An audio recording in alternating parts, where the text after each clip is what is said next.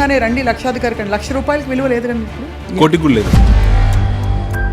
మౌలిక సూత్రం ఏంటి డబ్బు సంపాదనకి? మనం బ్యాంక్లో ₹1,00,000 పెట్టాము, అది డబుల్ కావడానికి మీకు 7 ఇయర్స్ 8 ఇయర్స్ పడుతుంది. ఈ రోజున్న పాల ప్యాకెట్ ₹20 ఉంటే కరెక్ట్ 7 ఇయర్స్ తర్వాత ₹40 ఉంటుంది. సో మనం ఏమనుకుంటాం, మెంటల్గా మనకేదో మనం డబ్బును సేవ్ చేసాం అనుకుంటాం, but we're buying inflation actually. But మీరు ఇప్పుడు గమనించాల్సింది ఏంటంటే బంగారం కన్నా వెండి ఎక్కువ పెరుగుతుంది ఈ మధ్య కాలంలో. ఓహో. బంగారం అమ్మే షాపులు లిస్టెడ్ స్టాక్స్ ఎక్కువ రిటర్న్ ఇచ్చాయి. ఉదాహరణకు టైటాన్ ఎగ్జాంపుల్ తీసుకోండి. Titan is a gold jewellery company, Tata గ్రూప్ది. అవును. అది ఓ 20 ఏళ్ల క్రితం ₹30 ₹40 ఉండేది స్టాక్. అది వాళ్ళ స్టోర్ టైం ఇక్కడ జరిగింది. ఎవరికన్నా ప్రభుత్వం ఏదైనా చర్యలు తీసుకుందా? అసలు వీటి మీద యాక్చువల్గా గవర్నమెంట్ ఒక సిట్ అయ్యారు.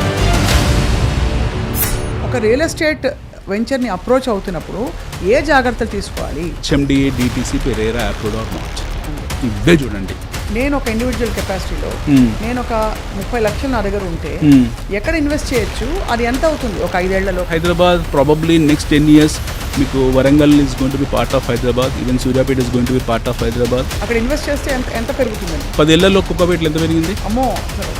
సిమిలర్ మీకు బయట ఇప్పుడు గచ్చిబౌలి, కోకాపేట, విస్పర్ వ్యాలీ ఏరియాలో 100 crores పెట్టిన ల్యాండ్ లేదు. ల్యాండ్కి, అపార్ట్మెంట్స్కి, ఇండిపెండెంట్ హౌసెస్కి ఏమిటి తేడా? Super question.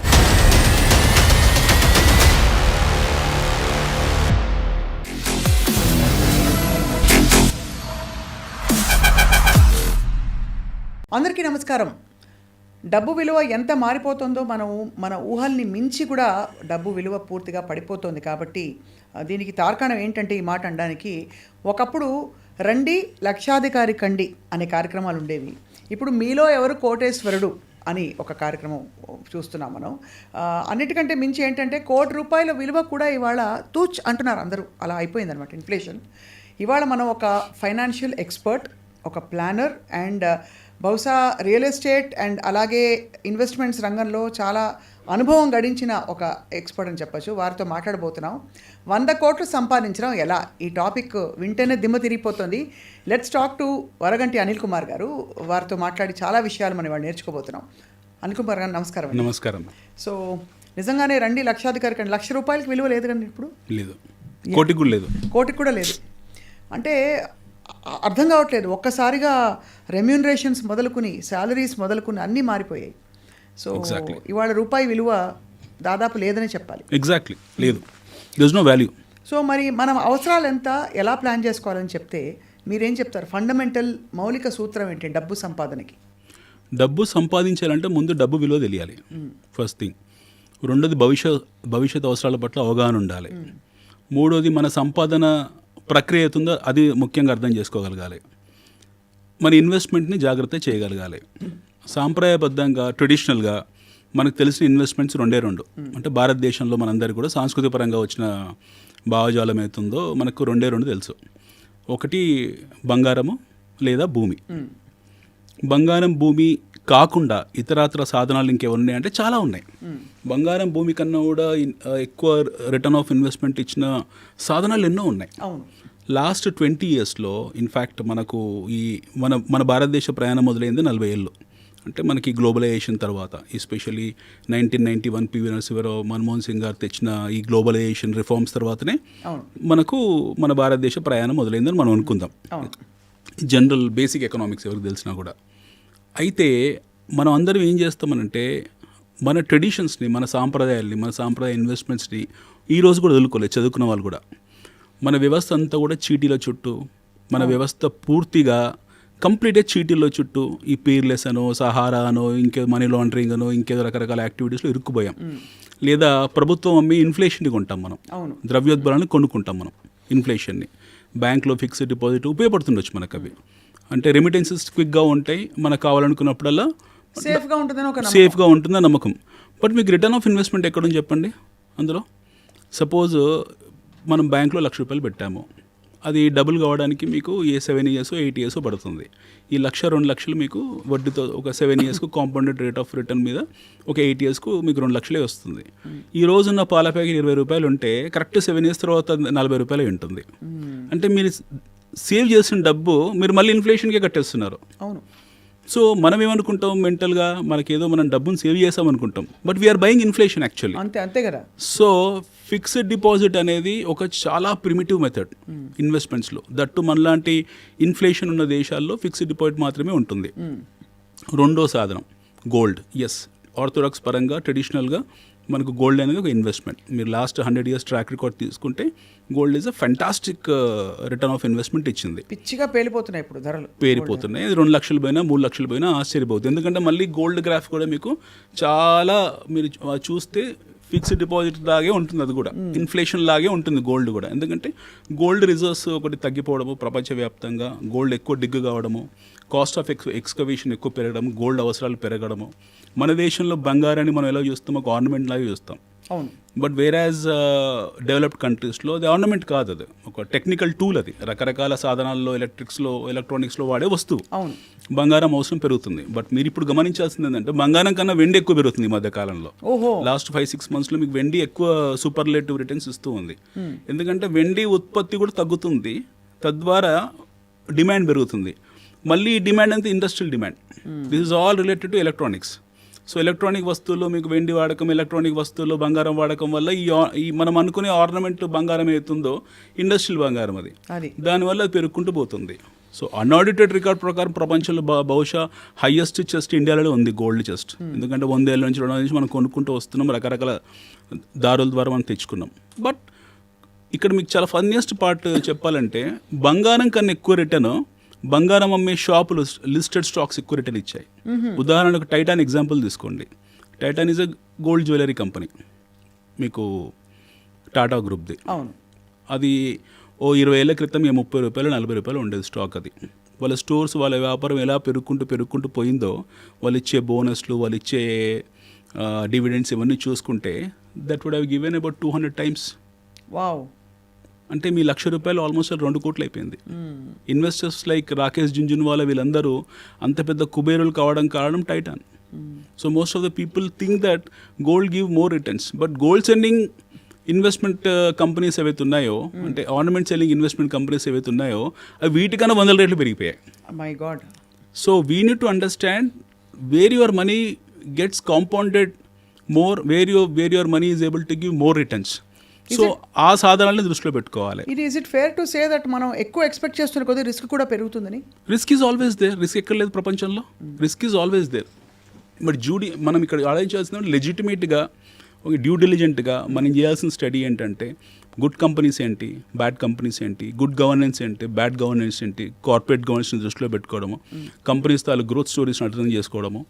At the same time what kind of companies are stable and what is a growth story they are offering, వాళ్ళ బుక్స్ ఎలా ఉన్నాయి, వాళ్ళ ప్రమోట్స్ ఏంటి, ఈ ట్రాక్ రికార్డ్ మనం చేస్తాం కదా ఎవరైనా సరే. ఇది ఎవరు కూడా సొంతంగా చేసుకోవాలి. ఈ థర్డ్ పార్టీ బ్రోకరేజ్ హౌస్ ఇవ్వడమో లేకపోతే ఇంకెవరో చెప్పడం కాదు, మనం చేసుకోవాలి. చిన్న ఎగ్జాంపుల్ మేడం, అలయన్స్ ఉంది ఫర్ ఎగ్జాంపుల్. అందరు పెళ్ళిళ్ళు అయి ఉంటాయి. ఓ అమ్మాయికి మనము సంబంధం చూడడానికి వెళ్ళినప్పుడు అబ్బాయి తాలూకు పుట్టు పూర్వత్రాలు, అటు 7 తరాలు ఇటు 7 తరాలు, వాడికి ఉన్న అలవాట్లు ఏంటి, వాళ్ళ పేరెంట్స్ ఎలాంటి వాళ్ళు, వాడి బ్యాంక్ బ్యాలెన్స్ ఏముంది, అబ్బాయి ఏం చదువుకున్నాడు, ఇవన్నీ చూస్తాం కదా. We do a study at least for 30-40 days 1 month. ఒక పెళ్లి చూడడానికి మనం వెళ్ళినప్పుడు ఇన్ని తదంగాలు ఉంటాయి మన దగ్గర. కూరగాయల మార్కెట్కి వెళ్తాం, టమాటా కొంటాం. ఈరోజు టమాటా 10 రూపాయలు కేజీ ఉంది. 5 పైసా 10 పైసా 20 పైసా దగ్గర బార్గెయిన్ చేసి వదిలేస్తాం. సేమ్ టమాటా మనం ఎప్పుడు మళ్ళీ 100 రూపాయలలో కొనుక్కుంటాం నోరెత్తకుండా. బట్ ఎప్పుడైతే మీకు సెల్లర్స్ ఎక్కువైపోయారో we go and bargain this tomatoes. Now when you are selecting a vegetable, going shop by shop, ఒక్కొక్క షాప్ ఈ చివరి నుంచి ఆ చివరికి గంట సేపు ప్రయాణం చేసి రైతు బజార్లో, వీక్లీ బజార్లో, and we buy 1 kg of tomato with due diligence, పూర్తి స్థాయి అవగాహనతో కొన్నప్పుడు మీ డబ్బులు, మీరు 1,00,000, మీరు 2 లక్షలు, మీ 3 లక్షలు, ఎవరో చెప్పిన దాంట్లో ఎలా ఇన్వెస్ట్ చేస్తారు మీరు? అంటే ఇది మనకి డైరెక్ట్గా కాన్ఫిడెన్స్ ఉంటుంది, చిన్న మోతాదులో కాబట్టి ఒక విధమైన కాన్ఫిడెన్స్ ఉంటుంది, తప్పు జరిగినా పర్లేదని. ఎక్కువ మంది ఇన్వెస్ట్మెంట్స్ వైపు అడుగు వేయకపోవడానికి కారణం ఏంటంటే ల్యాక్ ఆఫ్ కాన్ఫిడెన్స్ కాదు, ల్యాక్ ఆఫ్ ఇన్ఫర్మేషన్. చదువుకోవాలి కదా, కరెక్ట్, అది తెలుసుకోవాలి కదా. ఫస్ట్ ఇన్ఫర్మేషన్ లేదు మన దగ్గర. ఇప్పుడు ఎవరో చెప్పారు, ఎవరో బ్రోకరేజ్ హౌస్ చెప్పారు, ఏదో పేపర్లో రాశారు పలానా కంపెనీ బాగుందని, ఇంకా వీళ్ళు ఇంకేం ఆలోచించారు, బ్లైండ్ బయింగ్ అనమాట అది. ఎవరో చెప్పారు. ఇప్పుడు మన భారతదేశంలో మనకు ఒక ఎడ్యుకేషన్ విప్లవం వచ్చింది 2006, 2007, 2008 టైంలో. చాలా విచిత్రంగా ఉంటుంది అది. There are plenty of education companies, .com companies, left right centre open చేశారు. I don't want to take the names of those companies, but చాలామంది కంపెనీస్ ఓపెన్ చేశారు. ఎగ్జాంపుల్ మీ ఎడ్యుకాంప్ లాంటి కంపెనీ చెప్తున్నాను. ఈ మోడల్ ఆఫ్ బిజినెస్ సర్వైవ్ అవుతుందా, survive కాదా, బైజూస్ లాంటి మోడల్ ఆఫ్ బిజినెస్ సర్వైవ్ అవుతుందా, సర్వైవ్ కాదా అర్థం చేసుకోకుండా ఎవరో ఇచ్చిన రిపోర్ట్ని, ఎవరో చెప్పిన దాన్ని నమ్మేసి అందులో హార్డ్ అర్న్ మనీ తీసుకెళ్ళి అవన్నీ బ్యాంక్రప్ట్ అయిపోయి ఎత్తేసిన తర్వాత ఫీల్ అవుతుంటారు. సో ఇక్కడ ఇష్యూ ఏంటంటే బేసిక్ ఇండివిజువల్గా మనం నేర్చుకోకపోవడం, మనం చదవకపోవడం. ఇప్పుడు మా దగ్గర నాది రియల్ ఎస్టేట్ బిజినెస్, మా దగ్గర ప్లాట్స్ కొంటారు. ఎలా కొంటారు? ఒక 30 లక్షలు ఇన్వెస్ట్మెంట్ 2 నెలలు. అసలు మీరు లెజిటిమేట్ అండ్ మీరు ప్రాపర్ డ్యూ డెలిజెన్స్ ఉంది అని ఎలా తెలుసుకోవాలి? అసలు మీరు కాకపోతే ఇంకోళ్ళైనా సరే, how does one find out? Real ఎస్టేట్కి వచ్చేసరికి కబ్జాలు జరిగిపోతాయి, రియల్ ఎస్టేట్లో డబ్బులు పెడితే ఇరుక్కుపోతాయి, ఎటు కాకుండా పోతుంది, హార్డ్ అండ్ మనీ, ఇవి ఉన్న అపోహలు జనాలు. అపోహ నిజమే, అపోహ కాదు, నిజమే మీరు అంది. ఫస్ట్ థింగ్ మనం అర్థం చేసుకోవాల్సింది, రియల్ ఎస్టేట్ 2 రకాలుగా ఉంటుంది. ఒకటి గవర్నమెంట్ అప్రూవ్డ్, అంటే ప్రభుత్వము మీకు ఆమోదించిన లేఅవుట్స్ ఉంటాయి, లేదా ప్రభుత్వం ఆమోదించిన కన్స్ట్రక్షన్స్ కానివ్వండి, అపార్ట్మెంట్స్ కానివ్వండి, ఏవో ఉంటాయి. ఇది రేరా అప్రూవ్డ్ అను, ఇది హెచ్ఎండి అప్రూవ్డ్ అను, ఇది డీటీసీపీ అప్రూవ్డ్ అను. ఇది కానిది వదిలేసి ఎవడో ప్రీ లాంచ్ పెట్టాడు, రేపు పొద్దున మాకు అప్రూవల్ వచ్చిన తర్వాత మీకు 50% జంప్ వస్తుంది, 60% జంప్ వస్తుందని ఎవరో ఎక్స్వైజీ వచ్చి ఏదో ఊరు నుంచి వచ్చి హైదరాబాద్లో 10 ఎకరాలు 20 ఎకరాలు లేఅవుట్ తీసుకున్నాడు. మీరే ఎగ్జాంపుల్, స్వప్న గారు మీకు ఎవరో చెప్పారు, మీరు మేడం ఇట్లా మీరు మా దగ్గర మా ఫ్రెండ్ ఉన్నారు, ప్రీ అప్రూవల్ పెట్టారు ఒకటి, ఇందులో మీరు ప్లాట్ బుక్ చేసుకోండి, తర్వాత బాగా పెరుగుతుంది. ముందు అయితే డబ్బులు అది పెరిగే, రేపు పొద్దున అప్రూవల్ వచ్చాక మీకు అది 20 లక్షలు అవుతుంది, ఇప్పుడు 10 లక్షలు పెట్టి కొనుక్కోండి అని చెప్పారు. మీకు ఆశ ఉంటుంది సహజంగా ఎవరికైనా సరే. ఇంకే ఫ్యాక్టర్స్ చూడరు, డ్యూ డెలిజెన్స్ అసలు చూడరు, వెళుతారు, వాళ్ళు హార్డ్ అర్న్ మనీ 10 లక్షలు తీసుకొని డంప్ చేస్తారు. 99% ఇందులో ఫ్రాడ్ ఉంది. 99% ఇందులో ఫ్రాడ్ ఉంది. 99% జనాలు డబ్బులు పోగొట్టుకున్నారు. తర్వాత వాళ్ళు ఎవరికి తెలియదు. అదే వీళ్ళు ఎవరైతే ఆ డబ్బులు తీసుకుని పారిపోయారో వాళ్ళు ఎక్కడున్నారో కూడా తెలియదు. వాళ్ళ మీద ఏ యాక్షన్స్ లేవు, ప్రభుత్వం కూడా పెద్ద పట్టించుకునే సందర్భాలు లేవు, వాళ్ళు చర్యలు తీసుకునే కూడా పెద్ద ఏం లేవు. ఎవరో నోటీసులు ఇస్తారు, ఒకరిద్దరిని తీసుకెళ్ళి చెంచడలో వేస్తారు, వాడు బెయిల్ తెచ్చుకుంటాడు, మళ్ళీ తిరుగుతాడు, ఇవన్నీ నార్మల్ అయిపోయాయి. సో ఈ సిస్టమ్ డ్యూ డెలిజెన్స్ ఇందాక మనం అందదే లెజిటిమేట్ కాంది ఏదైతే ఉంటుందో, అంటే ప్రభుత్వం ఆమోదించింది ఏదైతే ఉంటుందో, what government is not approved, what RERA is not approved, దాని జోలికి దాన్ని అమ్మడం అనేది చట్టరీత్యా నేరం. ఎవరు? ఈ అమ్మేవాళ్ళు. బట్ కొనడం కూడా అంతే స్థాయి నేరం. అమ్మడమే నేరం కాదు, కొనడం కూడా నేరమే. రెండొకటి, మీకు మనీ లాండరింగ్ స్కీమ్స్, పోన్జీ స్కీమ్స్ చాలా ఉంటాయి రియల్ ఎస్టేట్లో. మనీ బ్యాక్ స్కీమ్స్ అని, బై బ్యాక్ స్కీమ్స్ అని, మా దగ్గర మీరు డబ్బులు పెట్టండి, మీకు ₹1,00,00,000 ఇన్వెస్ట్ చేయండి, మీకు ₹1,50,00,000 ఇస్తాం సంవత్సరానికని. ఎలా పాసిబుల్ అవుతుంది? వాడు ₹1,00,00,000 ఇన్వెస్ట్ చేస్తే ₹50 లక్షల రిటర్న్ ఇస్తా అని చెప్పాడు. ఎలా పాసిబుల్ అవుతుంది? అదే కదా. ఎవరైనా వాడి బ్యాలెన్స్ షీట్స్ ఏంటి, వాడి బుక్స్ ఏంటి, అసలు వాడి బ్యాక్గ్రౌండ్ ఏంటి, హూ ఈజ్ దట్ పర్సన్, ఎలా ఇవ్వగలుగుతున్నాడు, మీకు ₹1,00,00,000 నేను బతుకుతున్నా ఇందులో, ఎలా ఇవ్వగలుగుతున్నారు అని ఎవరైనా అంచనా వేసుకున్నారా? సైబర్ ఫ్రాడ్స్ ఇప్పుడు అలాగే కదా జరుగుతున్నాయి. ఇవి సైబర్ ఫ్రాడ్స్ కన్నా కూడా beyond madam, direct frauds, money laundering, Ponzi scheme frauds, ఇవన్నీ కూడా మీకు ప్రభుత్వానికి ప్రతి ఏటా సంవత్సరానికి దగ్గర 10 నుంచి 15,000 కోట్ల నష్టం వస్తుంది ఇందులో. దీనివల్ల పూర్తి స్థాయి రియల్ ఎస్టేట్ హైదరాబాద్లో ఈ పోన్జీ స్కీమ్స్, ఈ మనీ లాండరింగ్ వల్ల రియల్ ఎస్టేట్ సెంటిమెంట్ దెబ్బతినింది. There are plenty of families who become bankrupt. చాలా మంది వాళ్ళ పిల్లలు పెళ్లి చేయలేకపోతున్నారు, పిల్లల్ని చదివించుకోలేకపోతున్నారు, డబ్బులు తీసుకెళ్ళి హార్డ్ అర్న్ మనీ తీసుకెళ్ళి ఎవడో XYZ చేతిలో పెట్టారు, వాడు ఎక్కడుండో తెలియదు. ఎలా సాధ్యమవుతుంది? మీకు బ్యాంక్స్ ఇవ్వలేకపోతుంది, స్టాక్ మార్కెట్ ఇవ్వలేకపోతుంది, బంగారం ఇవ్వలేకపోతుంది. Nobody is able to give 50% ROI in 1 year. Correct. ఒక ఎల్లయ్య పుల్లయ్య మల్లయ్య వచ్చేసి రియల్ ఎస్టేట్లో వాడు ఏదో లేఅవుట్ అని చెప్పేసి మీరు ₹1,00,00,000 పెట్టండి, మీ 50 లక్షలు ఇస్తాను, రిటర్న్ 150% ఇస్తాను, 50% ఇస్తాను అని చెప్పగానే జనాలు నమ్ముతున్నారు. రైట్. చేసేవాడు ఎట్లా ఫ్రాడ్ చేస్తున్నాడు, నమ్మేవాళ్ళు కూడా ఫ్రాడ్ చేస్తున్నారు కదా. అంటే నమ్మేవాళ్ళు ఫ్రాడ్ అంటే వాళ్ళకి తెలియక చేస్తున్నారు కాబట్టి ఫ్రాడ్. ఎలా ఇప్పుడు బ్యాంకే 7-8% ఇవ్వడం కుదరట్లేదు. Best of the best companies, Tata group లాంటి కంపెనీస్, ఇన్ఫోసిస్ లాంటి కంపెనీస్, టెక్ మహీంద్రా లాంటి కంపెనీస్, మహీంద్రా లాంటి కంపెనీసే వాళ్ళు 20%, 15% ROI తీసుకోవడానికి కింద మీద పడుతున్నారు. వాళ్ళు భూమి లేని భూమి మీద వాడి దగ్గర భూమే లేదు. It doesn't have any land with him. అవును. నేను ఏదో చేస్తాను రేపు పొద్దున అని చెప్పేసి భవిష్యత్తుని కలల సోదరుని అమ్మేసి ఈరోజు జనాల దగ్గర డబ్బులు తీసుకొని సక్సెస్ ఏంది? ఒక స్టోరీ చెప్పండి హైదరాబాద్లో అలాంటిది. Let's keep India side, let's talk about Hyderabad. అలా పబ్లిక్ నుంచి మనీ లాండరింగ్, పోన్జీ స్కీమ్ ద్వారా డబ్బులు తీసుకొని ₹1 కోటి ఎన్నో ఉన్నాయి అలాంటి, కొన్ని 100,000 కోట్లు వసూలు చేశారు, కొన్ని కేసులు అవుతున్నాయి, కొంతమంది జైలుకి వెళ్ళారు అని మీరు ఎక్కువ కవర్ చేస్తుంటారు టీవీ ఛానల్స్ వాళ్ళే. But what happen to them? న్యాయం ఇక్కడ జరిగింది ఎవరికన్నా? ప్రభుత్వం ఏదైనా చర్యలు తీసుకుందా? అసలు వీటి మీద యాక్చువల్గా గవర్నమెంట్ ఒక సిట్ వేయాలి. They have to do a special investigative team, ఒక ప్యానల్ ఆఫ్ అడ్వకేట్స్ పెట్టాలి, ప్యానల్ ఆఫ్ పోలీస్ ఫోర్స్ని ఎంప్లాయ్ చేయాలి, వీలుంటే సిఆర్పిఎఫ్ని పెట్టాలి, చెంచల్ కూడా ఎక్స్టెన్షన్ చేయాలి, వీలుంటే ఇంకో 20 బ్యారకులు పెట్టాలి అందరిని తీసుకెళ్ళడానికి. ఇలాంటి ఫ్రాడ్స్ ఒక ఎత్తు అయితే ఇప్పుడున్న ఆందోళన ఏంటంటే ఇవాళ ల్యాండ్ బాగుంటుంది, నా పేరు మీద రిజిస్టర్ అవుతుంది, కానీ ఎవరో అక్కడ లోకల్ బడాబాబులో ఎవరో వచ్చి అది మొత్తం తారుమారు చేసే రికార్డులని, ఆ టైటిల్ డీడ్స్ని కూడా తీసేసి ఎక్కడ నా డబ్బులు పోతాయి. ఇంపాసిబుల్, అది ఇంపాసిబుల్. నేను 4 years అని చూసాను ఈ రోజు వరకు కూడా. మీకు we have a fantastic system, beat మనము ధరణి అనుకోవచ్చు, లేకపోతే దాని పేరు మారిస్తే రేపు పొద్దున భూభారతి అనొచ్చు. వీ హ్యావ్ ఫెంటాస్టిక్, కర్ణుడికి కవచకుండాల లాంటి సిస్టమ్ అది. ఒక్కసారి మీరు సిస్టంలో అందులోకి ఎంటర్ అయిన తర్వాత మీ వేలు ముద్రబడి అందులో మీ పేరు మీద రిజిస్టర్ అయ్యాక అందులో కబ్జా అనేది ఇంపాసిబుల్, అది సాధ్యం కాదు. కబ్జా జరగడము, డాక్యుమెంటేషన్ మ్యానిపులేట్ చేయడం అనేది సాధ్యం కాదు. మీ పేరు మీద రిజిస్టర్ అయిపోయిన డాక్యుమెంట్ అఫీషియల్గా మీరు ధరణిలో ఎంటర్ అయ్యారు. కానీ నా పేరు మీద రిజిస్టర్ అయిపోయాక కూడా ధరణిలో జరిగిన అవకతవకల వల్ల వేరే పేరు వచ్చేసింది అనుకోండి, ఏది చెల్లుతుంది? ధరణిలో అవకతవకలు జరిగినట్టు సందర్భాలు చాలా తక్కువ ఉన్నాయి, అసలు అలాంటివి లేవు, జరగవు. పాసిబుల్ ధరణి అని కాదండి, ఇప్పుడు పేరు మార్చిన భూభారతి అని మారుస్తున్నారు government. Whatever the portal it is possible కాదు. మీ పేరు మీద ఒకసారి రిజిస్టర్ అయిన తర్వాత అది ఇంకొకరి పేరు మీద మార్చడం అనేది నెక్స్ట్ ఇంపాసిబుల్.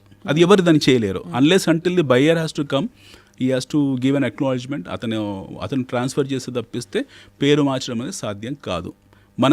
ఈ సౌలభ్యము, ఈ సౌకర్యం భారతదేశం మొత్తంలో కేవలం మన తెలంగాణ రాష్ట్రాన్ని మాత్రమే ఉంది. Hyderabad lands are absolutely safe to buy and provided if that is approved by the concerned authority. ఇక్కడ మరొక మనం 2 రకాలు మాట్లాడాం. ఒకటి లేని కంపెనీలు సృష్టించి భూములు అమ్మేసి మోసం, అది డైరెక్ట్ మోసం. ఇది ఇక్కడ నేను అడిగింది అవకతవకలు జరిగితే, అంటే లోకలైజ్డ్గా స్టే ఇన్సిడెంట్స్ జరుగుతాయి, ఎవరో లోకలైజ్డ్ గుండాలు కావచ్చు, రౌడీ షీటర్లు వాళ్ళు వచ్చి తీసేసుకుంటారని ఒక భయం ఉంటుంది. మూడోది చట్టపరమైన మార్పులు. ఇప్పుడు HYDRAA is something that nobody expected. People who invested started getting, ఇప్పుడు ఆగింది పానికింగ్. ఇలా అంటే సో ఒక రియల్ ఎస్టేట్ వెంచర్ని అప్రోచ్ అవుతున్నప్పుడు ఏ జాగ్రత్తలు తీసుకోవాలి? ఇప్పుడు ఇందులో మౌలికంగా మనం మూడు ప్రశ్నలు మీవి. ఇప్పుడు మనం చూడాల్సిన ఫస్ట్ థింగ్, ఒకసారి ఈ రౌడీలు గుండాలు వచ్చి మీ కబ్జాలు చేస్తారా అనేది ఆ ఇన్సిడెంట్స్ గత 10 సంవత్సరాలు ఎక్కడ లేదు. నాకు తెలిసి మన దగ్గర రౌడీలు గుండాలనే సినిమాలో కనపడుతున్నప్పుడు రియల్ లైఫ్లో అయితే చూసిన దాఖలాలు తక్కువ. ఏదో వైన్ షాప్లో అక్కడికి ఉండొచ్చు, అంత ఈజీ కాదు. ఎందుకంటే మన లా and order one of the robust law and order what we have. మన దగ్గర ఈ రోజు ఒక హ్యాండ్ బ్యాగ్ పోయినా సరే గంట సేపట్లో పట్టేసి తెచ్చిచ్చేస్తున్నారు. We have fantastic law and order. మన సిస్టమ్ చాలా అద్భుతంగా ఉంది. We're not like others when it comes to Telangana or when it comes to Hyderabad. వీళ్ళు రౌడీలు గుండాలు రావడం, కబ్జాలు చేయడం అనేది మన సినిమాలో మాత్రమే చూసాం. గతంలో కొన్ని జరుగుంటాయి సంఘటనలు హైదరాబాద్లో కూడా. బట్ లాస్ట్ 13 yearsలో మనకి ఎప్పుడైతే ఈ లా అండ్ ఆర్డర్ని ఇంటిగ్రేట్ చేశామో, ధరణితో ఇంటిగ్రేట్ చేశామో, this is watched out, return of cases అనమాట. ఇంకా అలాంటివి ఏం జరగలేదు, ఎప్పుడు కూడా ఇంక జరిగే పాసిబిలిటీ లేదు.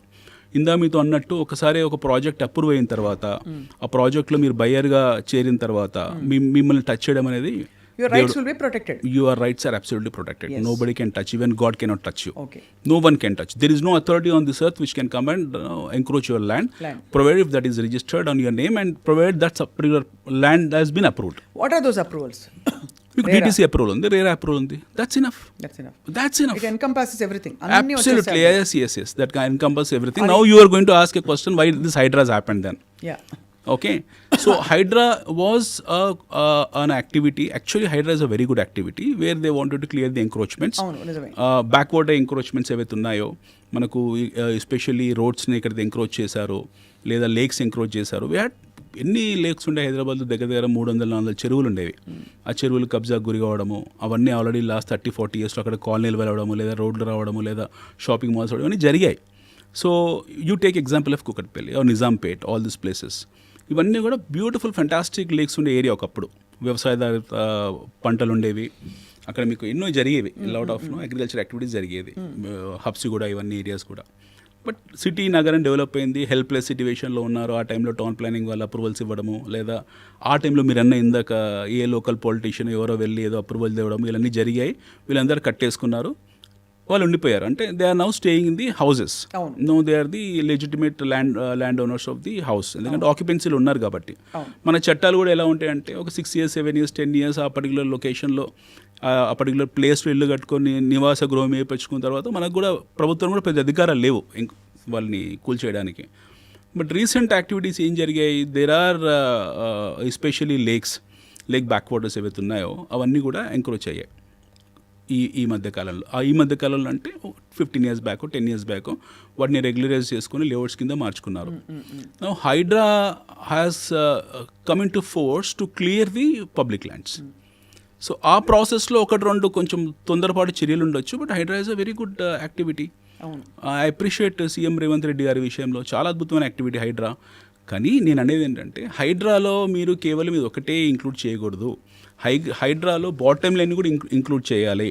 Especially money laundering Ponzi schemes ఏవైతే ఉన్నాయో this has to become part of HYDRAA. అదే ఎప్పుడైతే మీరు ఈ మనీ లాండరింగ్ పోన్జీ స్కీమ్స్, ఈ బైబ్యాక్ ఆఫర్లు, రకరకాల ఆఫర్స్ ఏవైతే పెడుతున్నారో రియల్ ఎస్టేట్లో, ఎస్పెషల్లీ ₹1,00,00,000 ఇన్వెస్ట్ చేయండి మీకు 1,50,00,000 ఇస్తాను ఎవరైతే అంటున్నారో కంపెనీస్ వచ్చి అంటున్నారో వాడికి బ్యాలెన్స్ షీట్స్ లేవు, వాడికి ఒక ట్రాక్ రికార్డ్ లేదు, ఇది సేమ్ టైం రిజిస్టర్డ్ కంపెనీస్ కాదు, ఆ బిజినెసే రిజిస్టర్డ్ కాదు, ఇట్స్ మనీ లాండరింగ్ బిజినెస్.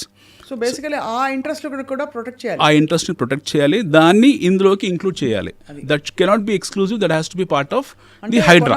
దొంగల అనకుండా ఈ స్పూరియస్ ఇవన్నీ బిజినెస్లన్నీ కూడా టార్గెట్ చేయాలంటున్నారు. స్పూరియస్ బిజినెసెస్ ఏవైతే ఉన్నాయో, మనీ లాండరింగ్ యాక్టివిటీస్ ఉన్నాయి, చట్ట వ్యతిరేకమైన యాక్టివిటీస్ ఇవన్నీ కూడా, which are not authorised by government. ప్రభుత్వం ఆథరైజ్ చేయని యాక్టివిటీ అవుతుందో అవన్నీ కూడా ప్రజా వ్యతిరేకమైనవి. అంటే చట్టాలు ఎందుకు చేస్తారు, ప్రజలకు కరెక్ట్గా ఉండాలని, వాళ్ళకు సేఫ్గా ఉండాలని సేఫ్ గార్డ్ చేయడం కోసమే చేస్తారు. ఎప్పుడైతే చట్ట వ్యతిరేకత చర్యలు ఈ యాక్టివిటీస్ జరుగుతున్నాయో వాటి మీద ప్రభుత్వం చర్యలు తీసుకోవాల్సిందే. Hydraa has to be a very robust, suppose to be robust system inclusive of all this money laundering and Ponzi schemes. Got it, కన్విన్సింగ్గా ఉంది. ఇప్పుడు మనం ఇంతవరకు మీరు బంగారం గురించి చెప్పారు, వెండి గురించి చెప్పారు, ఫిక్స్డ్ డిపాజిట్స్ గురించి చెప్పారు, డబ్బులు దాచుకోవడానికి అనేక మార్గాలు, పెంచుకోవడానికి కూడా. రియల్ ఎస్టేట్ దగ్గర వచ్చాం, ఈ కామన్ డౌట్స్ అడిగేశాను మిమ్మల్ని. ఇప్పుడు హైదరాబాద్ రియల్ ఎస్టేట్ గురించి మాట్లాడదాం అనిల్ గారు. చుట్టూ విస్తరించే హైదరాబాద్ ఇప్పుడు చూస్తే 60-70 కిలోమీటర్లు నేను గత 15-20 సంవత్సరాల్లోనే విస్తరించి చూసాను. ఇది వరకు లకడికప్పులు హైదరాబాద్, అబిడ్స్ హైదరాబాద్, ఇప్పుడు అబిడ్స్ లకడికప్పులు ఎక్కడికో వెళ్ళిపోయింది. కరెక్ట్. ఎక్కడో Kokapet, that is the new Hyderabad. ఎక్కడెక్కడ విస్తరిస్తోందండి హైదరాబాద్, చెప్పండి. మనము హైదరాబాద్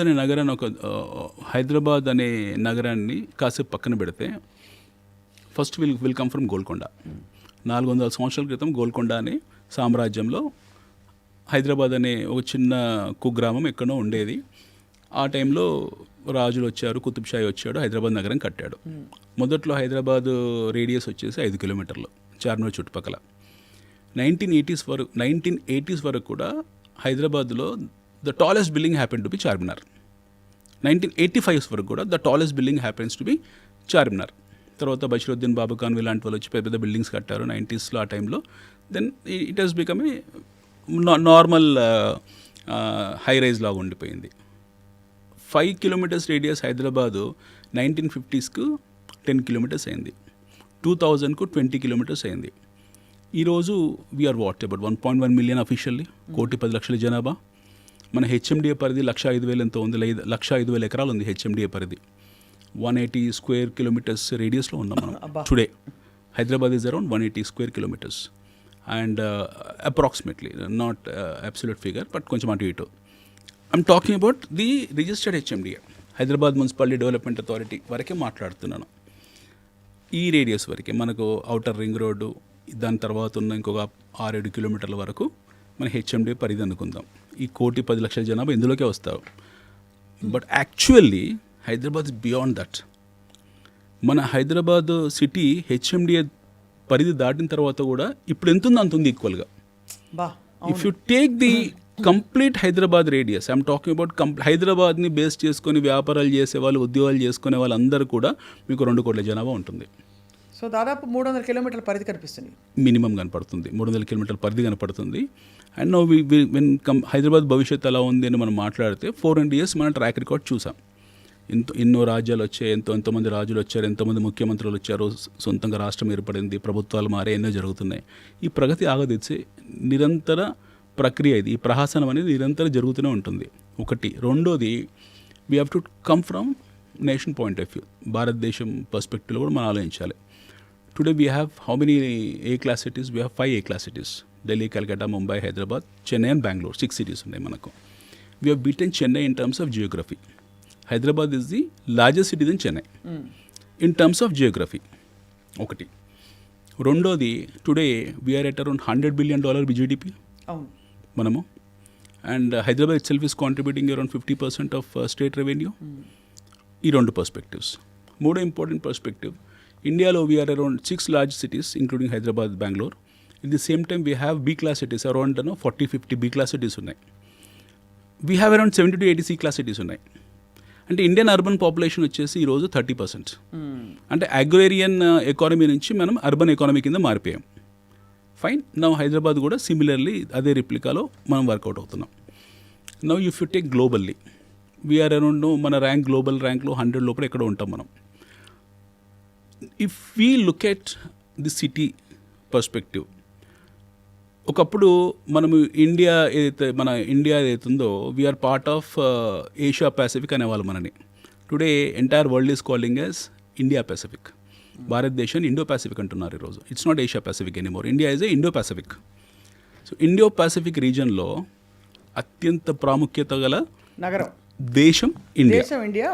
నగరాలు 2 ఇండో పసిఫిక్ రీజన్లో అతి ముఖ్యమైన 2 నగరాలు ఉన్నాయి. ఒకటి ఢిల్లీ అనుకుందాం, the administrative capital of India. Second వచ్చేసి దక్షిణ భారతదేశాన్ని కానీ వింధ్యా పర్వతాలు దిగిన తర్వాత మోస్ట్ సెంటర్ ఆఫ్ గ్రావిటీ ఉన్న సిటీ హైదరాబాద్. అంటే అన్ని విధాల మోస్ట్ డిజైరబుల్ సిటీ. అందుకే అన్ని కంపెనీలు కూడా ఇన్వెస్ట్మెంట్స్ కి ఇక్కడికే రాలేదు. చాలా వరకు వచ్చాయి. 10-15 సంవత్సరాల వచ్చాయి. అయితే ఇప్పుడు ఎలా ఉండబోతుంది? వచ్చే 15 సంవత్సరాలు, వచ్చే 10 సంవత్సరాలు ఎలా ఉండబోతుంది? నగర అభివృద్ధి ఎలా ఉండబోతుంది అని అంటే, ఇప్పుడు మనం చాలా ఫాస్ట్ అవుతాం. ఎందుకనంటే నౌ స్ట్రేట్ ఆఫ్ మలకా ఎక్కడైతే ఉందో ఫిలిప్పీన్స్ దగ్గర, అటు నుంచి మన ట్రేడ్ ఇండియాలోకి ఎంటర్ అవుతుంది. That will enter at Bay of Bengal. Strait of Malacca ట్రేడ్కు బే ఆఫ్ బెంగాల్ ఎంట్రీ అవుతుంది. మీరు అందుకే చూడండి, అదానీ పోర్ట్స్ ఏవైతే ఉన్నాయో మనకు ఎంటైర్ ఆంధ్రాలో, ఎస్పెషల్లీ మచిలీపట్నం, విశాఖపట్నం, వాళ్ళు ఎక్కువ అక్కడ దాని మీద ఫోకస్ చేశారు. సో మనకు ఈ ఎంట్రీ పాయింట్ అంటే గేట్ వే ఆఫ్ ఇండియా ఈ 2 అవుతాయి. ఎస్పెషల్లీ మచిలీపట్నం, విశాఖపట్నం, ఇటు Chennai will be the gateway of India. అక్కడి నుంచి మంగళూరు పోర్ట్ని, ఇటు కొచ్చి పోర్ట్ని, అటు గోవా పోర్ట్ని, ఢిల్లీ పోర్ట్ని కనెక్ట్ చేసే ఏకైక పాయింట్ హైదరాబాద్. సో ఈ రెండు పోర్ట్స్ అంటే south and east and west బేస్ని కనెక్ట్ చేసే సెంటర్ పాయింట్ అవుతుంది. సో అంటే వింధ్యా పర్వతాల కింద నుండి ఒకటి ఆల్రెడీ ఎగ్జిస్టింగ్, బట్ ఇప్పుడు ఇన్ఫ్రాస్ట్రక్చర్ పరంగా చాలా రోబస్ట్ అవుతుంది. రెండోది, సౌత్ ఇండియాలో, మన దక్షిణ భారతదేశంలో there has to be place where it has to be feasible for everyone. It is not Bengaluru, it is not Chennai anymore. It will be Hyderabad. రేపు పొద్దున భవిష్యత్తులో EV zone, electric vehicle zone కానివ్వండి, ఫ్యూచర్ అంతా electric వెహికల్దే ఉంటుంది. Manufacturing zones కానివ్వండి. Already Hyderabad happen to be larger pharma player in the world. మనకు almost ప్రపంచవ్యాప్తంగా ఉన్న 30% OTC, over the counter pharma products అన్ని Hyderabad produce products. And stock మార్కెట్లో లిస్ట్ అయిన మేజర్ మేజర్ ఫార్మా కంపెనీస్ అన్నీ కూడా Hyderabad companies. So we have Hyderabad pharma city now. ఇంకా అది యాక్టివేట్ కాలేదు. Over a period of time 9 to 5 yearsలో అది 5 to 9 years మధ్య కాలంలో మీకు అది యాక్టివేట్ అవుతుంది, which can produce around 20 lakh employment. Only I'm talking about Hyderabad pharma city, that which is in a position to create about 20 lakh employment. ఒక వ్యక్తి మీద ముగ్గురిని, ఒక ఫ్యామిలీ ఆఫ్ 4 peopleని కన్సిడర్ చేసినా సరే, ఒక వ్యక్తి ఇంటూ 3 = 4 ఇంటూ 20 lakh, 80 లక్షల పాపులేషన్ మీకు ఓన్లీ ఫార్మా నుంచి రాబోతుంది. So this is going to be 3 times 4 times bigger then China pharma. మీకు చైనాలో ఉన్న ఫార్మాసిటీ కన్నా we're 3 times 4 times larger then China pharma city. రెండోది వచ్చేసి చిప్ మ్యానుఫ్యాక్చరింగ్స్ ఏవైతే ఉన్నాయో, ఇప్పుడు మనకు తైవాన్లో జరుగుతున్న chip manufacturing, Taiwan semiconductor companies ఏవైతే ఉన్నాయో, they are focusing in India. ఇవన్నీ ఇప్పుడు మనం గుజరాత్కి వెళ్ళాయి కొన్ని. సో మొత్తానికి హైదరాబాద్ అంటే డిజైరబుల్ అని బియాండ్ ఎస్టాబ్లిష్డ్. కానీ ఇవి గ్లోబల్గా చూస్తే అనిల్ గారు, ఒక బయర్గా, ఒక ఇన్వెస్టర్గా నాకేంటని అర్థం కాదు. సో ఆ పాయింట్ ఆఫ్ వ్యూ నుంచి ప్లీజ్ ఎక్స్ప్లెయిన్ టు అస్. మీకు మీ పాయింట్ ఆఫ్ వ్యూలో, మీకు ఇందాక అడిగాను మిమ్మల్ని, 10 ఏళ్ల క్రితం మీకు గచ్చిబౌలి తెలుసా? 20 years బ్యాక్ హైదరాబాద్లో the most costliest place in Hyderabad అంటే పంజాగుట్ట. The most costly. మీరు తీసుకునే రామ్ గోపాల్ వర్మ ఇంటర్వ్యూ రామోయిజంలో ఆయన మూవీస్ అన్ని పంజాగుట్ట చుట్టే ఉంటాయి. పంజాగుట్ట, నాగార్జున హిల్స్ వాటి చుట్టే ఉంటాయి. అక్కడెక్కడ మీకు ఒకటి పెళ్ళి కొన్ని ఏరియాస్ కనపడతాయి. ఇప్పుడు తీసే మూవీస్ అన్ని సిటీ అవుట్స్కట్స్ మోయినాబాద్ వరకు వెళ్ళిపోయారు వాళ్ళందరూ. అంటే city got expanded at least 30-35 kilometres in last 20 years. అంటే major urban, I'm talking about major urban ఒక 35 కిలోమీటర్లకు వెళ్ళిపోయింది నాగార్జున సర్కిల్ నుండి. Gachibowli is now heart of city. ఈరోజు Gachibowli is not outskirts anymore, it's heart of city. Gachibowli దాటి మీకు మళ్ళీ హైదరాబాద్ అటు శంషాబాద్ వెళ్ళిపోయింది, అది కూడా హార్ట్ ఆఫ్ సిటీ అయింది. Even that moved beyond Shamshabad went to Shadnagar. From there it has become the Jadcherla as entry. మళ్ళీ ఇటువైపు వెళ్తే Shankarpally which was happen to be an outskirts, దాన్ని ఇంటిగ్రేట్ చేశారు. It's part of main city. ఒకప్పుడు ఒక 6-7 years బ్యాక్ మీకు సంగారెడ్డి అంటే ఎక్కడో అనుకునేవాళ్ళు. నవ్వు సంగారెడ్డి మీకు Hyderabad same Kukatpally traffic bumper traffic ఉంటుంది, ఇంచుమించు ట్రాఫిక్ ఉంటుంది. Yadadri happen to be the part of Hyderabad. మీరు అటు వరంగల్ హైవే తీసుకుంటే మీరు సండే రోజు యాదాద్రి వెళ్ళండి, people talk about no temple. It's not temple anymore, it's a residential area, it's an industrial zone, it's a manufacturing zone more or less. So all these areas technically come under greater Hyderabad. Greater Hyderabad, greatest, a grand view of Hyderabad. But I foresee Hyderabad probably in next 10 years మీకు Warangal is going to be part of Hyderabad, even Suryapet is going to be part of Hyderabad. ఇటువైపు తీసుకుంటే any of Jadcherla is part of Hyderabad. It will go up to the level of Kothakot, it will be part of Hyderabad. Even now Sadashud will be part of Hyderabad. So నేను ఒక individual కెపాసిటీలో నేను ఒక 30 లక్షలు నా దగ్గర ఉంటే ఎక్కడ invest చేయొచ్చు, అది ఎంత అవుతుంది ఒక 5 ఏళ్లలో 10 ఏళ్లలో? మీకు హైదరాబాద్ చుట్టుపక్కల ఎక్కడైనా సరే మీ చాయిస్ ఆఫ్ లొకేషన్లో చుట్టుపక్కల ఎన్నో డెవలప్మెంట్ యాక్టివిటీస్ జరుగుతున్నాయి. ఎస్సీజెడ్స్ ఉన్నాయి మన హైదరాబాద్ చుట్టుపక్కల, ప్లెంటీ ఆఫ్ యాక్టివిటీస్ అవుతున్నాయి.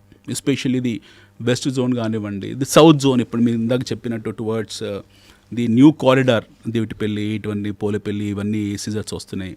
అక్కడ ఫార్మా సిటీ, ఫ్యూచర్ సిటీ, ఏఏ సిటీ అన్నీ ఇంటిగ్రేట్ అయ్యి ఉన్నాయి. అంటే ఎస్పెషల్లీ ఇది ఒక లొకేషన్ లైక్ జడ్చర్ల, ఇవన్నీ కూడా ఇలాంటి లొకేషన్లో this are going to be next Kokapet. అక్కడ ఇన్వెస్ట్ చేస్తే ఎంత పెరుగుతుందని? మీ కోకాపేట్లో ఎంత పెరిగిందండి? 10 ఏళ్లలో కోకాపేట్లో ఎంత పెరిగింది? అమ్మో, అసలు కానీ సిమిలర్. నేనేం చెప్పాల్సిన అవసరం లేదు మీకు. నేను I'm saying replication of Kokapet అని చెప్పాను. 30 లక్షలు 3 కోట్లు అవుతుంది ఈజీ అవుతుంది. అంతకన్నా బియాండ్ కూడా కావచ్చు. 5-10 ఏళ్లలో మ్యాక్సిమం 10 ఏళ్ళ టైం ఫ్రేమ్ పెట్టుకోండి. ఎందుకంటే కోకాపేటలో 10 years బ్యాక్ ఎవరు మాట్లాడలే కదా. చాలా మంది జనాలు కోకాపేట గురించి వింది. తెలుగు ప్రజలు ఎప్పుడు విన్నారంటే లాస్ట్ 5 years ఒక తెలుగు మూవీలో కోకాపేట ఆంటీ గురించి, ఎస్ ఎగ్జాక్ట్లీ, అక్కడనే విన్నారు. అంత ముందుకు వాళ్ళకి తెలియదు. అయితే ఈ మూవీ వచ్చినప్పుడు కోకాపేటలో ఎకరం ₹1 ఉండేది, ఈరోజు 100 కోట్లు అయింది. ఈ మూవీ వచ్చినప్పుడు, ఆ మూవీ పేరు గుర్తు రావట్లేదు, ఆ మూవీ వచ్చినప్పుడు అప్పుడు ఎకరం 1.5 ఉండేది, ఈరోజు 100 కోట్లు అయింది. ఇది ఐఎమ్ టాకింగ్ అబౌట్ గవర్నమెంట్ వేలంపాటలో 100 కోట్లు వేయడం కాదు, బయట ఇన్ జనరల్లో కూడా. మీకు బయట ఇప్పుడు గచ్చిబౌలి, కోకాపేట్, విస్పర్ వ్యాలీ ఏరియాలో 100 crores పెట్టిన ల్యాండ్ లేదు. You don't have any land availability లేదు. Land is the only limited resource. Land cannot be remade or remanufactured. ఇక్కడ I want to ask you one question అండి. When you say invest in real estate, ల్యాండ్కి, అపార్ట్మెంట్స్కి, independent హౌసెస్కి ఏమిటి తేడా? Super question. Apartment happen to be a nest, ఉండడానికి కోసం. Apartment never becomes a house, it becomes a home. Home అంటే భార్య భర్తలు అందరు కలిసి ఉండేది హోమ్ అనుకుంటాం మనం. అందరం ఒక ఫ్లోర్ కింద అందరం ఉంటాము, ఆప్యాయతలు, ప్రేమ ఆప్యాయతల మధ్యలో ఉంటాం కాబట్టి ఒక హోమ్ అనుకుంటాం. But it cannot became a house. House అంటే ఏంటంటే, హౌస్ అంటే property. Apartment definitely is not a property. మీరు ఇందాక మనం అనుకున్న ఫిక్స్డ్ డిపాజిట్ ఇన్ఫ్లేషన్ అడ్జస్ట్మెంట్స్ ద్వారా పెరుగుతాయి, ఆ రేట్లు పెరుగుతాయేమో అవసరం. ఇప్పుడు గచ్చిబౌలిలో ఉద్యోగం చేస్తున్నారు, ఫైనాన్షియల్ డిస్ట్రిక్ట్లో ఎవరో అబ్బాయి పనిచేస్తున్నాడు, అతను ఆ ఏరియాలో ఆ ప్రాక్సిమిటీ, ఆ విసిలిటీకి దగ్గరగా ఉండాలి. So he will choose some 1 hour 1.5 hour traffic డిస్టెన్స్లో రాకపోకలను దృష్టిలో పెట్టుకుని చుట్టుపక్కల ఎక్కడో చోట అపార్ట్మెంట్ కొనుక్కుంటాడు. ఈ 7th floorలో 8th floorలో కొనుక్కుంటాడు. Over a period of time మీరు ఆ డిప్రిసియేషన్ని తీస్తే మీ బ్యాంక్ లోన్లో క్లియర్ అయ్యే టైంకు అపార్ట్మెంట్ మీకు ఒక వస్తువులాగా మిగులుతుంది, ప్రాపర్టీలాగా మిగులుతుంది, డిప్రిషియేటే మిగులుతుంది. అది it is definitely not a property. Okay, whereas land is definitely property. భూమి అనేది ప్రాపర్టీ. అయితే మనకి ఇక్కడ ఏం జరుగుతుందనంటే, ఒక్కసారి ఇన్ఫ్రాస్ట్రక్చర్ కనుక మీకు ఒక సిస్టంలోకి వచ్చి సీమ్లెస్ ఇన్ఫ్రాస్ట్రక్చర్ వచ్చిన తర్వాత, రోడ్స్ వెడల్పు కావడము, ఇప్పుడు మెట్రో స్టేషన్ ఇలాంటివి రావడము, ట్రాన్స్పోర్టేషన్ అభివృద్ధి చెందడం, ఇవన్నీ వచ్చిన తర్వాత మీకు అపార్ట్మెంట్స్కి వాల్యూ ఉండదు. ఇంకా people will not prefer apartments.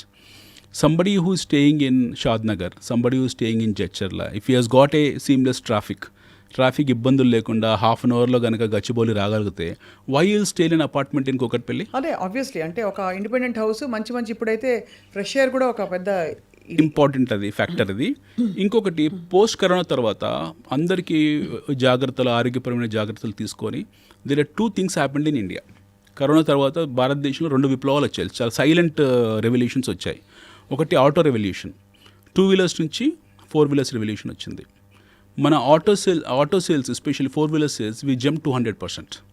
మన కార్ల అమ్మకాలు 200% పెరిగాయి భారతదేశంలో కరోనా తర్వాత. People thought entire world is going to get into trouble, 50% జనాభా ఎగిరిపోతుంది, భారతదేశం కూడా అతలాకుతలం అయిపోతుంది, మనం అందరం కూడా కంప్లీట్ కొలాప్స్ అయిపోయాం అనుకున్న సందర్భంలో people have preferred to buy 4 wheeler for that social distancing దృష్టిలో పెట్టుకుని బైక్స్ కన్నా కార్ల కన్నా కూడా ట్రాన్స్పోర్టేషన్ ఇది కంఫర్టబుల్ సేఫ్ ట్రాన్స్పోర్టేషన్ అని చెప్పి they got in to 4 wheelers. 1990 నుంచి 2020 వరకు ఎన్ని 4 వీలర్స్ మోడల్స్ వచ్చాయో 2020 నుంచి 2025 ఇయర్స్లో అన్ని వచ్చాయి models. So today buying is not a problem, వాడికి ఒక ట్రిగర్ పాయింట్ కావాలి. అదే you need to have a trigger point. ఇప్పుడు డిజిటల్ కెమెరాస్ ఒక trigger point, iPhone pro max ఇవన్నీ ట్రిగర్ పాయింట్ అని కొనుక్కోవాలి, ఒక స్టేటస్ రిక్వైర్మెంట్ కాబట్టి కొనుక్కుంటారు ఎలాగలాగా. సో అంతవరకు కార్ల అవసరం ఎవరికి పడలేదు, they thought it's a luxury item. But ఎప్పుడైతే అది అవసరం కింద మారిందో పీపుల్ స్టార్టెడ్ బయింగ్ కార్స్. అది యూస్డ్ కార్ కావచ్చు, కొత్త కార్ కావచ్చు, but we have jumped in terms of sales and lot of companies have come. Even Hyundai కూడా మన లిస్ట్ చేశారు భారతదేశం దృష్టిలో పెట్టుకొని.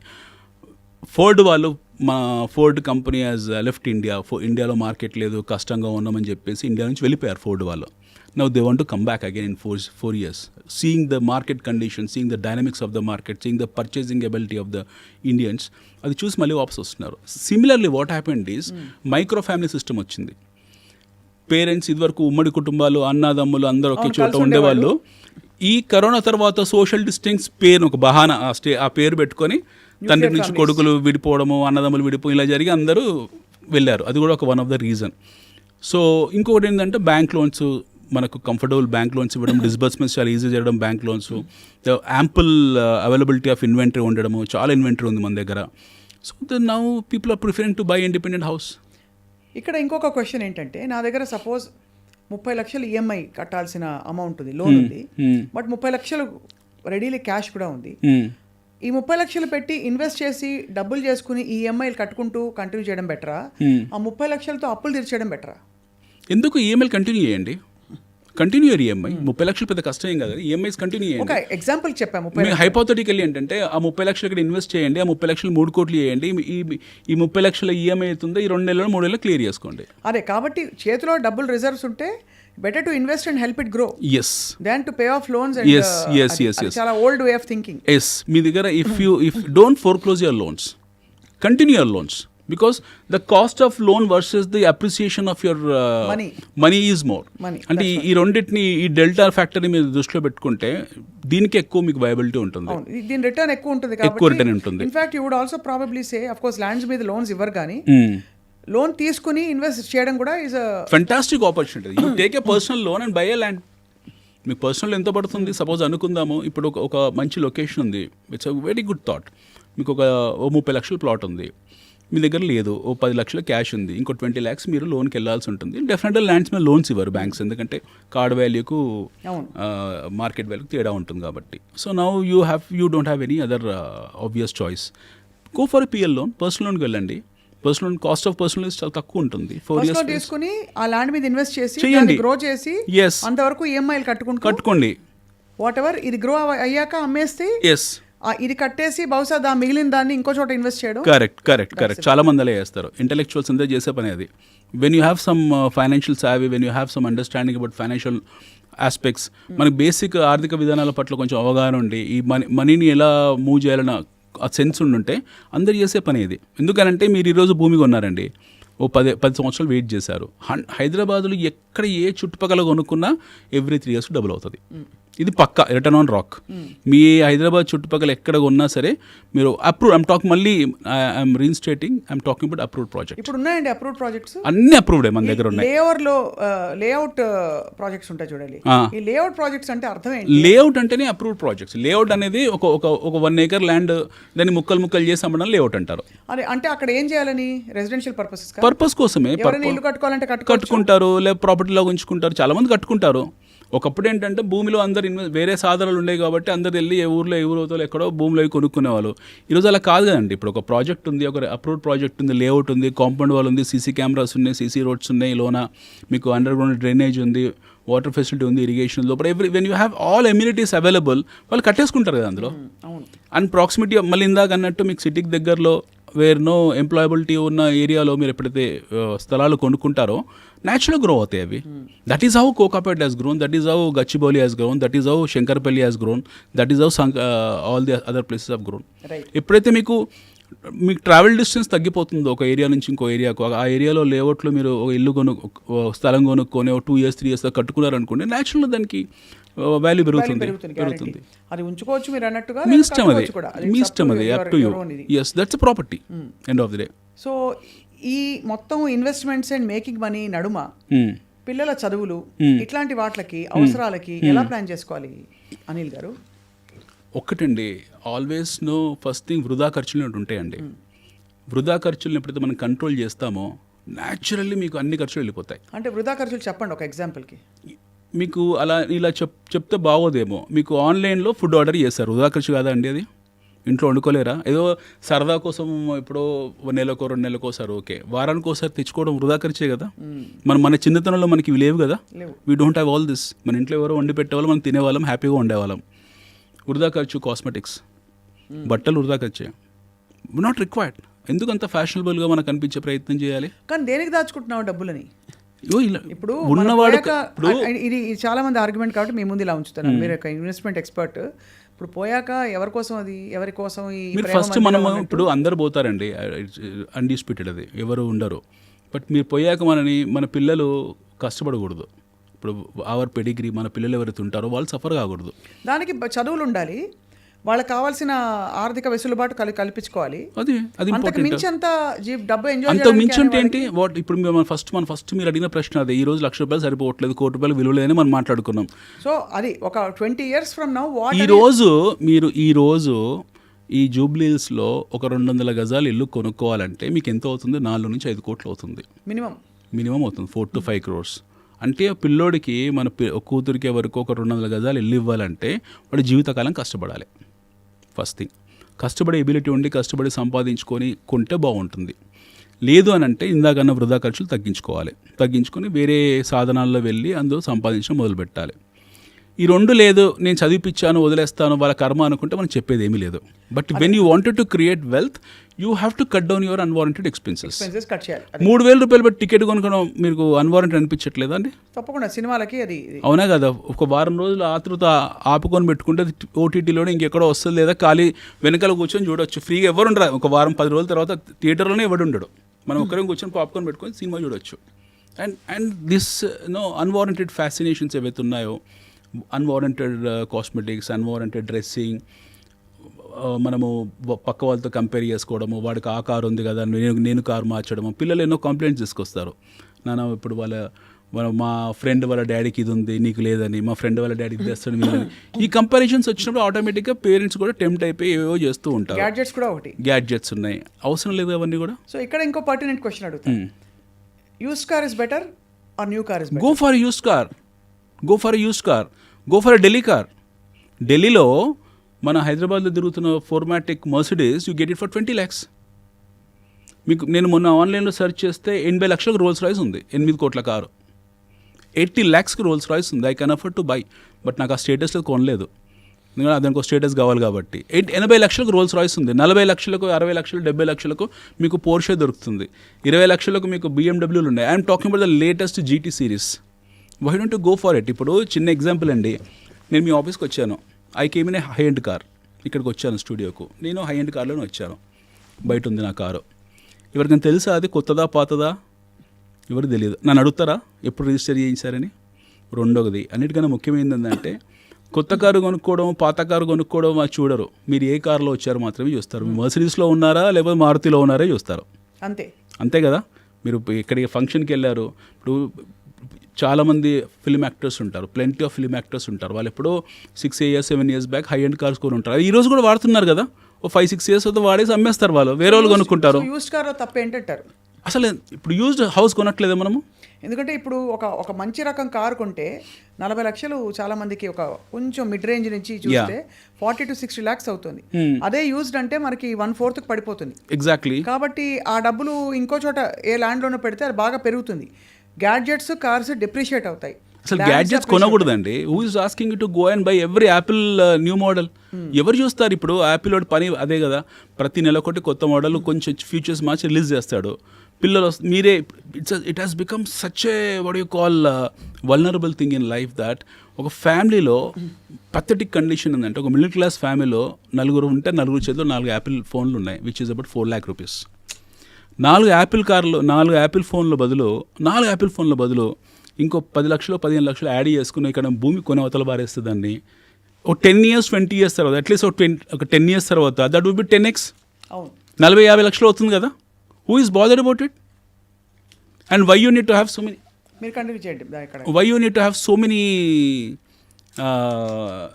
వాట్ యూ కాల్, ఈ ఫ్యాసినేషన్స్ అవసరం లేదు వీటికి, అస్సలు ఈ గ్యాడ్జెట్స్ అవసరం లేదు. ఇంకొకటి అన్నిటికన్నా ముఖ్యమైనది, ఇందా మనం అనుకుంది కూడా, used car. Who is seeing you? మిమ్మల్ని ఎవరు చూస్తున్నారు? అసలు మీరు ఏ కార్ వాడుతున్నారో అనేది మాత్రమే చూస్తారు. ఏ కారు అది కూడా చూడరండి. కార్ అనేది కంఫర్ట్. అదే కార్ అనేది ఒక మాధ్యమం, comfort to travel from place to place. ఇది కార్లో బేసిక్ కావాల్సింది మనకు సేఫ్టీ ఉందా లేదా, మైలేజ్ ఉందా లేదా, బాగుందా లేదా, అదేం డిస్టర్బ్ చేయట్లేదు, దారిలో శ్రీశైలం అడవులు వెళ్ళిన తర్వాత బ్రేక్ డౌన్ కావట్లేదు కదా, ఇవి మాత్రమే మనం చూసుకుంటాం. అంతే తప్పిసి ఇవన్నీ అవసరం లేదు. ఇవన్నీ అన్వారంటెడ్ సోషల్ స్టిగ్మాస్ ఇవన్నీ కూడా. రెండోది బట్టలు, చాలా ఇంపార్టెంట్. ఇది బట్టలు. ఈరోజు ఒక శారీ రిలీజ్ చేసిన తర్వాత కరెక్ట్ నెల రోజులకు అదే కంపెనీ ఇంకో శారీ రిలీజ్ చేస్తాడు. మన చిన్న చేంజెస్తో మళ్ళీ వచ్చే బట్టలు ఏవో వేసుకుంటారు. Even if you take even gents బట్టల్లో కూడా డిస్కౌంట్ సేల్ అని పెడతారు. 30%, 40%, 50%. What's wrong buying in discount sale? Absolutely not. Nothing wrong కదా. Who is bothered? Who is seeing? ఎవరు చూస్తారు? ఈ మోడల్ ఎప్పుడు వచ్చింది, ఎప్పుడు పోయింది, ఎవరికి తెలుసు? కరెక్ట్, అర్థమైంది. ఇవన్నీ దుబారా ఖర్చు తగ్గించుకోవాలి. అదంతా కూడగట్టుకుంటే నెలకి ఫర్ ఎగ్జాంపుల్ ఒక 25,000 ఆదా అయినా కూడా సంవత్సరానికి 25 into 12 అంటే 3 లక్షలు. 3 లక్షలు. అలాగా 3 ఏళ్ళు చేస్తారంటే మీకు 9 లక్షలు 10 లక్షలు వచ్చేస్తుంది కదా. దాన్ని వేసి ఎక్కడో వారెన్ బఫే ఏమంటారంటే, ఒక గొప్ప స్టేట్మెంట్ ఉంటుంది. Warren Buffett says that first save your money then spend. మీరు first how much should you save? If you get 100 rupees, Anil garu, how much will you save? 40-50 rupees అయితే సేవ్ చేసుకోవాల్సింది. అందులో భోజనంలో ఏం కాస్ట్ మారదు కదండి. ఇప్పుడు మళ్ళీ ఇవన్నీ ఏంటంటే పినాసి మాటలు ఇలా అంటారు, అంత ఈజ్ మైజర్ అని అంటారు. అవి కాదు. End of the nobody sees all this. People will look at you only that. రేపు పొద్దున ఏదైనా కష్టకాలంలో వచ్చింది, హాస్పిటలైజ్ అయ్యాము, ఇన్సూరెన్స్ ఆదుకోలేదు, మనకి ఏదైనా నాన్ ఇన్సూరెన్స్ ఎయిల్మెంట్ ప్రాబ్లం వచ్చింది, డబ్బులే వస్తే ఇంకేమీ రావు. మనకి ఇంట్లో పిల్లలకి ఏదో కష్టం వచ్చింది, డబ్బులే వస్తాయి, ఇంకెవరు రారు. కష్టాలు చాలా రకాలుగా ఉంటాయి. చిన్న చిన్న కష్టాలు వచ్చాయి అనుకోండి, స్నేహితులు వస్తారు. పెద్ద కష్టాలు వస్తే స్నేహితులు పోతారు, బంధువులు వస్తారు. అంతకన్నా పెద్ద కష్టం వస్తే బంధువులు స్నేహితులు అందరూ పోతారు, భార్య పిల్లలు లేదా తల్లిదండ్రులు ఉంటారు. అంతకన్నా తీవ్రమైన కష్టం వస్తే ఎవరు ఉండరు, మనం మాత్రమే ఉంటాం.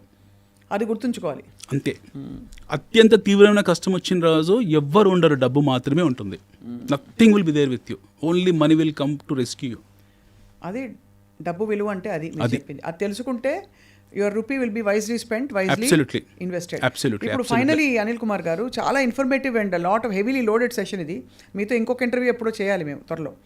ఏంటంటే ఇప్పుడు హైదరాబాద్ చుట్టుపక్కల ప్రాంతాల్లో మనకి లెజిటిమేట్ సేఫ్ ఈ లేఅవుట్లు ఉన్నాయా, ప్రాజెక్ట్స్ ఉన్నాయా? చాలా ఉన్నాయి.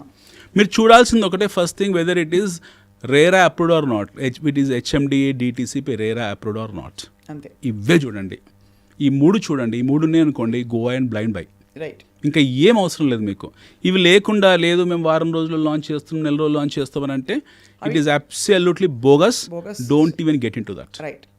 So if you wanted to save your money and if you wanted to make your money grow in real estate, you have to understand one thing, that you have to buy a approved project and see that your project is getting registered, your product is getting registered on time.